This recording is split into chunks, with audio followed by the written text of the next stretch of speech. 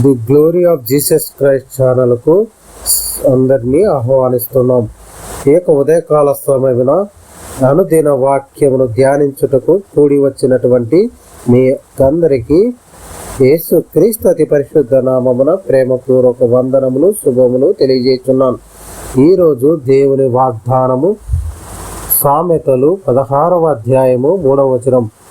నీ పనుల భారము యెహోవా మీద నుంచుము, అప్పుడు నీ ఉద్దేశములు సఫలమగును. మరొక మారు చదువుదామండి. సామెతలు 16వ అధ్యాయము 3వ వచనం. నీ పనుల భారము యెహోవా మీద నుంచుము, అప్పుడు నీ ఉద్దేశములు సఫలమగును. ఈ యొక్క పనుల భారం ఏదైతే మనం భారంగా భావిస్తున్నామో ఆ యొక్క భారాన్ని యెహోవా మీద నుంచుమని ఈ యొక్క వాక్యము తెలియజేయబడుతుంది. అప్పుడు మన ఉద్దేశములు సఫలము చేయవాడు దేవాది దేవుడైనటువంటి యెహోవా దేవుడు మాత్రమే. ఈ యొక్క వాగ్దానాన్ని ఎత్తిపట్టి మనం ప్రార్థించి మన భారమును ఆయన పైన మోపి మన ఉద్దేశములను సఫలము చేసుకునే వారిగా ఉండాలని భావిస్తున్నాను. అయితే మన ఉద్దేశములు సఫలమవ్వాలంటే మనం ఏమి చేయాలి? 37వ కీర్తన 5వ వచనమును, నీ మార్గమును యెహోవాకు అప్పగింపు. మొదటిగా మన మార్గమును యెహోవా దేవుడికి అప్పచెప్పాలి. మన పనుల భారాన్ని యెహోవా దేవుడి పైన ఉంచాలి. మొదటిగా మనం చేయవలసిన పని. రెండవదిగా నీవు ఆయనను నమ్ముకొనము, ఆయన నీ కార్యము నెరవేర్చును. నీవు ఆయనను నమ్ముకొనాలి. నమ్ముట నీ వలనైతే నమ్మువానికి సమస్తమును సాధ్యమని వాక్యం సెలవుస్తుంది ప్రియులారా. కాబట్టి మొదటగా మన మార్గమును యెహోవాకు అప్పగింపాలి, మన పనుల భారమును ఆయన పైన ఉంచాలి. రెండవదిగా మనము నమ్ముకొనాలి, ఆయనను విశ్వసించాలి. ఆయన మాత్రమే మన పనుల భారమును తీసివేసేవాడుగా ఉన్నాడు, మన ఉద్దేశములను సఫలం చేసేవాడుగా నెరవేర్చేవాడుగా ఉన్నాడని నీవు నమ్మాలి. మూడవదిగా 37వ కీర్తన 3వ చరణంలో యెహోవా యందు నమ్మిక ఉంచి మేలు చేయుము. మూడవదిగా మేలు చేయాలి. మన చేతనంత సహాయమును ఇతరులకు చేసేవారిగా ఉండాలి. మనం ఎటువంటి పరిస్థితుల్లో ఉన్నా, ఎటువంటి క్లిష్ట పరిస్థితుల్లో ఉన్నా, దుఃఖములో, బాధలో, కష్టములో, నష్టములో, శోధనలో, ఏ విధమైనటువంటి తీరని అనారోగ్యమైన పరిస్థితుల్లో ఉన్నప్పటికీ, మన ఈ సమస్య ఏదైనప్పటికీ, మన భారం ఏదైనప్పటికీ, నా యొక్క ఆర్థిక ఇబ్బందుల్లో, వడ్డీల్లో నలిగిపోతున్నప్పటికీ, ఏ సమస్యలో ఉన్నప్పటికీ మనము చేయగలిగినటువంటి సహాయాన్ని ఇతరులకు చేసేవారిగా ఉండాలి. మూడవదిగా మనం మేలు చేయాలి. నాలుగవదిగా మనము సత్యమును అనుసరించము అన్నాడు. దేశమందు నివసించి సత్యమును అనుసరించాలి. సత్యముని అనుసరించాలి. మనం ఎటువంటి పరిస్థితుల్లో ఉన్నా కూడా అనీతివంతమైన మార్గాన్ని ఎంచుకొనకూడదు. కష్టం నుండి, దుఃఖం నుండి, ఆర్థిక ఇబ్బందులు బయటపడాలంటే మనము అనీతివంతమైన మార్గమును, మోసకరమైన మార్గమును అనుసరించి బయటపడాలనే ఆలోచనలను మనము కలిగి ఉండకూడదు. మనం ఎప్పుడైనాను సత్యముని అనుసరించాలి. ఎటువంటి బాధల్లో, దుఃఖములో, వేదనలో ఉన్నప్పటికీ కూడా మనం నీతివంతమైన మార్గం ద్వారానే బయటపడాలి. అదేవిధంగా సత్యముని అనుసరించి మనం జీవించగలగాలి. అప్పుడే మనల్ని మన హృదయ వాంఛలను నెరవేర్చేవాడుకున్నాడు, హృదయ వాంఛలను సఫలపరిచే దేవుడు ఉన్నాడు. కాబట్టి ఆయన మన భారమును తీసివేసేవాడు, ఆయన మన యొక్క సమస్యలను విడుదల కలగజేసేవాడు ఆయన. కాబట్టి మనం ఆయన నీతిమంతుడు కాబట్టి మనం ఆయన మార్గమును మాత్రమే మనం అనుసరించాలి, సత్యమును అనుసరించి జీవించాలి. 5వదిగా 37వ కీర్తన 4వ వచనంలో యెహోవాను బట్టి సంతోషించుము, ఆయన నీ హృదయ వాంఛలను తీర్చును. 5వదిగా మనము యెహోవా దేవుని బట్టి సంతోషించాలి. ఆయన మన సమస్యలను, మన పనుల భారమును విమోచించి విడుదల కలగజేసి మనల్ని ఆ యొక్క సంతోషకరమైన జీవితాన్ని, మన హృదయ వాంఛలను సఫలపరిచి మన యొక్క ఆనందకరమైన జీవితాన్ని దయచేసేవాడు ఆయనని మనం ఆయన యందు సంతోషించే వారిగా ఉండాలి.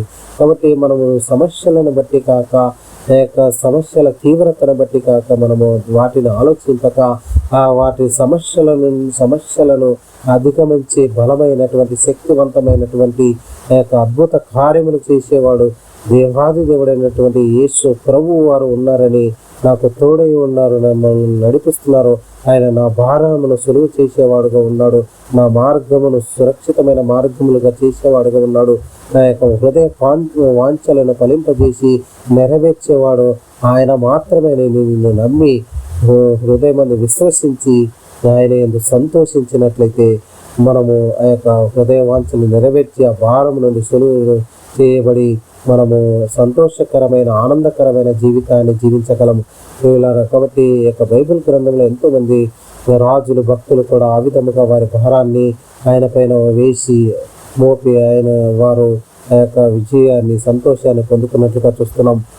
మనం యెహోషాపాతు రాజును చూసినట్లయితే ఆయన సామ్రాజ్యాన్ని 3 వైపుల నుండి యొక్క శత్రు సైనికులు చుట్టుముట్టినప్పుడు ఆయన దేవుని దగ్గర ప్రార్థించినట్లుగా చూస్తున్నాం. ఉపవాసం నుండి ఆ యొక్క ప్రజలందరినీ పోగు చేసి దేవునికి ప్రార్థించినట్లుగా చూస్తున్నాం.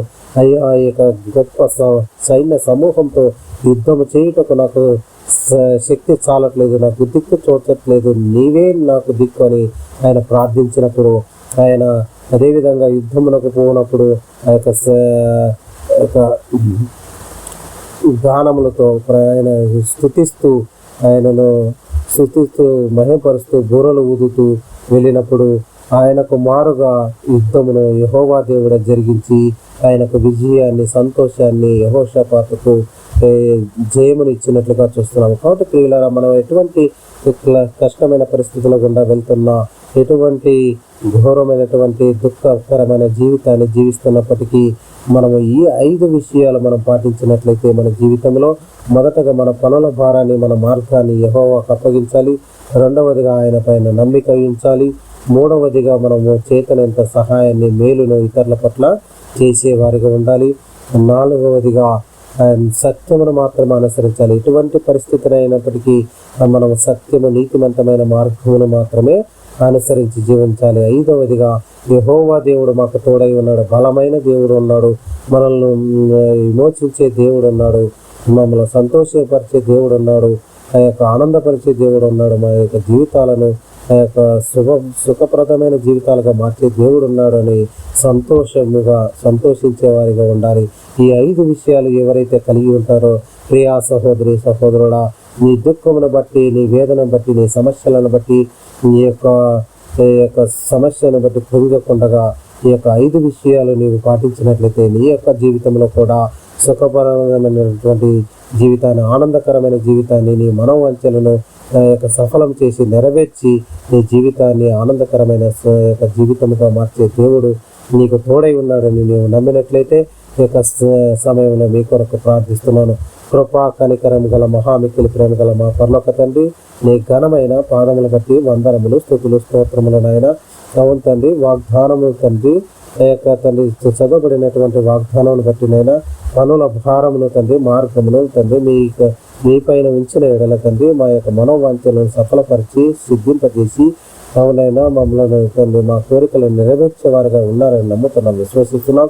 అయితే తండ్రి మేము 5 విషయాలు తండ్రి మేము కలిగి ఉండినైనా మీ యొక్క పనుల భారాన్ని మీకు అప్పచెప్పినైనా మీ పైన నమ్మిక ఉంచి అవును తండ్రి మేలు చేసి సత్యమును అనుసరించి మిమ్మల్ని బట్టి సంతోషించిన ఎడల ఈ 5 విషయాల్లో మేము ఎవరైతే పాటిస్తామో ఎంతటి క్లిష్టమైన పరిస్థితుల్లో, దుఃఖకరమైన పరిస్థితుల్లో, సమస్యలలో, శోధనలో, తీరని అనారోగ్యంలో, వేదనలో వెళ్తున్నప్పటికీ, పనుల భారం నుండి మోయలేనటువంటి స్థితుల్లో ఉన్నప్పటికీ, ఆయన పర్వతం లాంటి సమస్యలు ఉన్నప్పటికీ పర్వతములను, మెట్టలను కత్తరిల చేసి చదునైన నేలపైన, ఆరిన నేలపైన ఎర్ర సముద్రం అనేటువంటి గొప్ప ఉపద్రవము నుండి ఆరిన నేలపైన తప్పించి, ఆరిన నేలపైన నడిపించిన మహోన్నతమైనటువంటి దేవాది దేవుడు నాకు తోడై ఉన్నాడని మీ అందు సంతోషించిన ఎడల మమ్మల్ని మా యొక్క హృదయ వాంఛలను నెరవేర్చారని నమ్ముతూ విశ్వసిస్తూ వాటి దుఃఖమును తీసివేసినైనా ఎందరైతేనైనా మాకు దిక్కు లేరని ఎవరైతే తలస్తున్నారో వారికి మీరే దిక్కయి వారి యొక్క భారమును సులువు చేసినైనా వారి హృదయాలను తండ్రి భారమును తీసివేసి వారిని సంతోషభరితమైన జీవితంగా, ఆనందకరమైన జీవితంగా వారి జీవితాలను మారుస్తారని నమ్ముతూ విశ్వసిస్తూ త్వరలో రాయినటువంటి యేసు క్రీస్తు అతి పరిశుద్ధ నామమున ప్రార్థించి అడిగి వేడుకుంటున్నాం మా పరమ తండ్రి. ఆమేన్, ఆమేన్, ఆమేన్.